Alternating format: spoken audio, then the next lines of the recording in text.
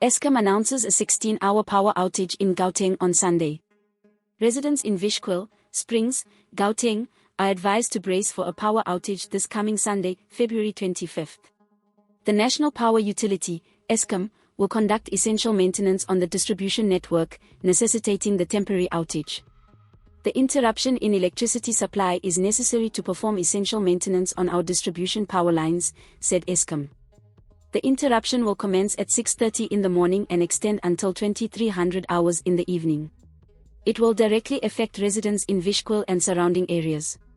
Eskom emphasizes the importance of this maintenance to ensure the reliability and safety of the distribution power lines serving the community. During the outage period, the utility urged residents to exercise caution and treat all electrical appliances as live to prevent any potential accidents. This safety measure is crucial to avoid any mishaps during the maintenance process.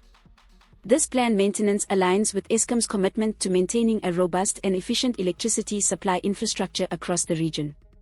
Eskom encouraged Gauteng residents to stay informed about any updates regarding the power outage through official communication channels. Please subscribe for more news updates. This is Leah for the South African.